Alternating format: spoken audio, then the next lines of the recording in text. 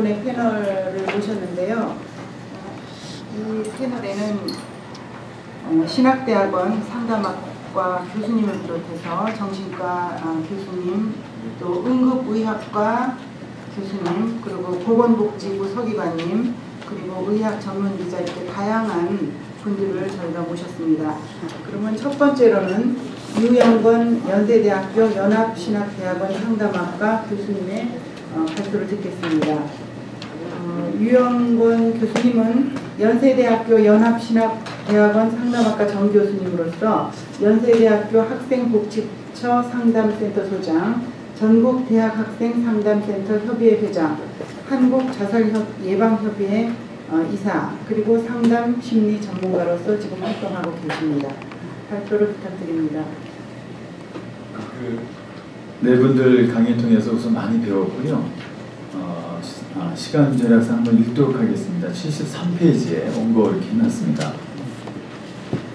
네 가지 주제에 관한 발표를 통해서 한국 사회의 자살 현황과 자살 예방에 있어 의료인들이 무슨 역할을 해야 할지, 거시적인 시각에서 어떤 일들을 해야 할지 깊은 통찰과 도전을 제공해 주신 것에 대해서 고마운 마음을 표현하고 싶습니다. 형식은요, 각 강사분들에게 그 강의에 대한 소감과 또 질문 드리는 방식으로 하도록 하겠습니다. 우선 하규석 교수님의 발표를 통해서 60세 이상의 전체 자살이 3분의 1을 차지한다는 사실은 이들이 자신의 신체적 문제를 가지고 내원하였을 때 의료인들이 적절하게 개입해야 된다는 의미를 제공해 주고 있고요. 또 자살예방협회 회장님으로서 또 우리 하 교수님은 자살예방법을 통과하는 데 큰 공헌을 하셨습니다. 그래서 이번 발표를 통해 또 자살 5개년 계획, 제가 알기로는요, 지금 연구 프로젝트를 맡아서 자살 예방 및 생명 존중에 관한 법에 근거해서 5개년 계획을 실시하고 있는데요. 그 구체적인 계획이 뭔지 좀 더 알려주시면 감사하겠다는 생각하고요. 자살 고위험군에 대한 정신 서비스 강화 등 구체적인 계획을 수립하여서 이런 계획들이 충분한 예산과 함께 실천되기를 바랍니다. 나경원 의원님이랑 좀 더 계셨으면 좋겠다라는 생각하는데요. 이런 것들이 그냥 말로만 그쳐지는 게 아니라 정책적으로 진짜 입안이 돼서 예산이 이렇게 돈이 있어야지 일을 하거든요. 그런 예산들이 좀 많이 편성되면 좋겠다라는 그런 생각도 해봅니다. 그리고 자살 위험자를 대상으로 한 정신건강 선별 검사 도구가 개발된다면요, 의료진들이 백종호 교수님께서 제안하듯이요, 선별 검사에 적극 활용할 수 있을 것입니다. 또 그 질문으로는요, 자살 수단 차단에 대해서 이렇게 PPT에는 말씀해 주셨는데요. 여기에 대해서 자살예방협회에서 어떤 이런 농약을 이렇게 차단한다거나 아니면 한강다리에 이렇게 아크릴판으로 지금 방지 시스템을 하고 있다고 들었는데요. 그런 것들을 어떻게, 어떤 예방 대책을 지금 구체적으로 갖고 있는지 말씀해 주시면 상당히 도움이 될 것 같습니다. 그 다음에 정상기 선생님을 통해서요, 적극 동의합니다. 현대인들이 고립된 죽음, 아이솔레이트된 그런 죽음들을 맞고 있는데요. 이를 통해서 청소년들이 상당히 낭만적인 죽음에 대해서 현실적인 죽음이 아니라 낭만적인 그런 죽음에 대한 생각을 갖게 됩니다. 여기에 대해 적극 동의하고요. 현대인들에게 죽음은 피해야만 하는, 다시 말해 자신의 한계를 인정해야만 하는 피하고 싶은 주제일 것입니다. 현대인의 자기애적 성향, 저는 그렇게 해석하는데요. 이런 나르시스틱적인 성향이 자신의 한계를 보지 않으려는 개인적 성향, 더 나아가 사회 전체에 만연한 분위기로 자리를 잡고 있습니다. 최진실 동생 최진영이 자살할 때 바로 전에 16명의 사람들에게 전화를 했답니다. 근데 아무도 응답이 없었다는 거죠. 상당히 이런 공동체 해체, 저는 근본적으로 치료적 공동체 해체, 그래서 사후 예방 이런 것도 중요하지만 우리 한국 사회가 지금 가족 공동체도 많이 흐트러지고 이런 치료적인 공동체가 많이 흐트러져 있는데 치료적 공동체를 먼저 많이 복원하는 것이 과제다라는 그런 생각을 합니다. 그래서 이런 나르시스틱한 자기애적인 성향은 죽음을 구속으로 몰아넣어 보이지 않는 인비지블 데스의 현상을 만들었고요. 이런 사회적 현상은 현대인들에게 죽음에 대해 낭만적인 생각을 갖게 하고 책임 없는 죽음, unaccountable death를 개념을 가지게 했습니다. 그래서 자신의 생명은 내 것만이 아닌 공동체와 공유하고 있다는 생각. 이게 상당히 중요한 개념이라고 생각하는데 이건 어카운터블 됐습니다. 우리 학생 상담소에 제가 있는데요. 학생들이 이제 자살 사고가 일어나면은 제가 자살 방지 계약서를 씁니다. 그래서 나 누구는 상담 선생님과 그 상담하는 동안에 무슨 뭐 며칠부터 언제까지는 자살 사고가 일어나면 뭐 핸드폰 연락하고 이런 걸 쓰도록 이렇게 사인을 하도록 하는데요. 요새 추세가 이런 학생들이 생깁니다. 예전엔 그냥 썼는데 선생님 왜 제 생명인데 내 마음대로 하는데 선생님이 간섭하시니까 이렇게 반문하는 학생들이 많이 늘어났어요. 저는 상당히 이런 그 생명이 같이 나눠진 거다. 사랑하는 사람들과 같이 나눠졌고 공동체적인 의식 이런 것들이 상당히 중요하다고 보는데요. 이런 걸 통해서 그 죽음 교육이 상당히 그런 의식을 진작하는 데 상당히 큰 도움이 될 거라고 생각됩니다. 제시한 대로 중고등학교에서 이런 죽음 교육이 실시되기를 바라는 마음이고요. 시간이 되시면 구체적으로 죽음 교육에서 어떤 교육들이 되는가 구체적으로 설명해 주시면 감사하겠습니다. 이명수 센터장님은요. 우울증, 조울증과 자살과 연관성에 대해서 심층적으로 발표해 주셨고요. 개인적 책임성과 그 다음 페이지입니다. 사회적 책임성에 대해서 균형 잡힌 시각으로 발표를 하셨습니다. 발표 내용 중에 불안장애가 자살에 많은 영향을 미친다고 했는데 사회적 불안 요소, 남북한 대치, 천안함 사건도 그렇죠. 그 다음에 여러 가지 많이 일어났는데요. 경제적 위기, 청년 실업자 증가 등을 제거하는 것도 자살 예방에 중요한 요소인 것을 시사하고 있습니다. 그리고 한 가지 그 PPT에 들어있는데요.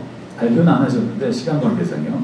조울증의 래피드 사이클에 대해서 지적하면서 매닉 스위치에 대한 언급을 하셨는데요. 실제로 조울증 상태에 들어갈 때 자살을 시도하는 사례를 보았습니다. 우울증이었을 때는 그 자살을 시도할 힘도 없다가 다 괜찮아졌어요. 선생님 좋아졌습니다. 좀 많이 나아졌습니다. 그러다 3개월 있다가 자살을 감행해서 그 사망에 이르게 된 케이스가 있었습니다. 저희 자살 예방하는 실제 계신 분들에게 이런 조증 상태에 들어갔을 때 그렇죠? 이런 내담자나 환자들을 면담할 때 주의할 점이나 고려할 점들이 있다면 설명해 주시면 감사하겠습니다. 백종원 교수님은요. 구체적으로 의료인이 자살 예방에서 해야 할 역할을 진료 대기실에서 자살 예방 안내 책자 배치, 선별검사 수강화 등 아주 구체적으로 제시해주고 계십니다. 그리고 자살 예방 개입에 게이트 키퍼의 역할이 가장 크다는 자료를 제시해 주시고요. 60세 이상의 자살 시도자들과 신체적 질환 연관성에 대한 자료들은 의료진들이 환자들을 진료하면서 민감성을 가지고 환자들에게 적절하게 개입하여 전문적인 치료를 받도록 인프로할 수 있는 중요한 역할을 강조하고 있습니다. 최초 정신과 진료의 36%가 탁과의 권유에 의해서 이루어졌다는 자료도 의료인이 적절하게 환자들을 선별 검사만 한다면 그리고 적절하게 정신과에 의뢰한다면 커다랗게 자살률을 감소시킬 거란 예측을 가능하게 합니다. 질문과 토론하고자 하는 것은요. 정신과에 대한 편견입니다. 저희가 상담에서 이런 그 자살 충동 있는 분들, 학생들 이렇게 의뢰를 하면은 정신과 의사 선생님들한테 가려고 하면 이런 얘기 하더라고요. 혹시 이거 나중에 아까 말씀하신 대로 기록에 남는 거 아닙니까? 보험, 또 대한의사협회에서 이런 보험회사하고도 좀 연결하면 좋을 것 같아요.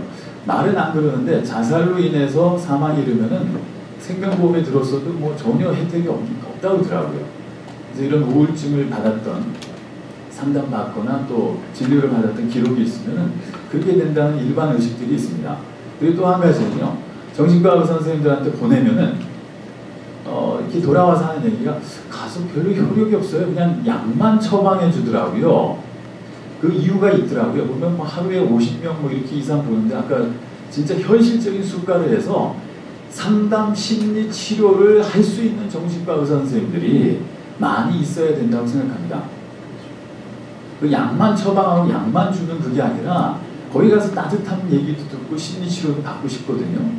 그래서 의료보험 수가나 이런 것도 현실적으로 돼서 심리 치료를 많이 할 수 있는 약 처방뿐만이 아니라 그런 의사 선생님, 정신과 의사 선생님들이 많이 될 수 있도록 그래서 안심하고 리퍼럴을 할 수 있도록 대한의사협회에서 그렇게 좀 해주시면 좋겠고요. 또 그리고 이제 그 정신과 의사 선생님들을 또 의사 선생님들을 교육하는 커리큘럼에 제가 거기까지 못 봤습니다만은 의대 예과나 본과 할 때 상담 교육이요. 진짜 기본적인 상담자로서의 마인드를 가질 수 있는 상담 교육 이 커리에 들어가면 좋겠다는 그런 생각을 해봅니다. 다양한 발표와 제안들을 통해 미시적 그리고 거시적인 차원에서 자살 예방을 어떻게 할 수 있을까 고민하는 자리가 마련되어 반갑고요. 발제자들에게 또 대한의사협회에 다시 한번 감사드립니다. 그리고 이번 심포지움의 모임들이 여기 대한의사협회뿐만 아니라 각 전문가들, 교육자, 공무원, 성직자, 법조인들, 또 연예산업 종사자들, 매니저들이요. 그에게도 확산되기를 바라는 마음입니다. 감사합니다. 감사합니다. 이런 거 보시면 이게 연자 한 분 한 분의 그 강의에 대해서 그 질문을 던져주시고 앞에 과제를 던져주셨는데요. 이 연자 선생님들께서는 그 점에 대해서 좀 이따가 발표에 준비를 좀 해주시기를 부탁드립니다. 정말 사랑해주는 가족이라든지 정말 한 사람의 정말 따뜻한 사랑이 있으면 자살을 하지 않는다고 어떤 분이 글을 쓰는 거를 제가 봤습니다. 혹시 정말 한 사람이라도 자기의 정말 괴로운 거를 고백할 수 있는 사람이 있다면 자살까지는 안 갈 수도 있다 그런 얘기를 하셨는데 굉장히 중요한 말씀이신 것 같습니다. 두 번째 선생님은 염선영 선생님이신데요. 서울대 의대를 졸업하셨고 뉴저지 주립대학 정신과를 수료하셨습니다. 그리고 미국 정신과 전문의를 따셨고 코넬 의대 정신과 식사장애 연구원이시고 미국 펜실베니아 보훈병원 정신과 임상 연구 과장을 지내셨고요. 현재 베링거 잉겔하임 일본, 중국 일상 임상제약 의사로 지금 계십니다. 부탁드리겠습니다.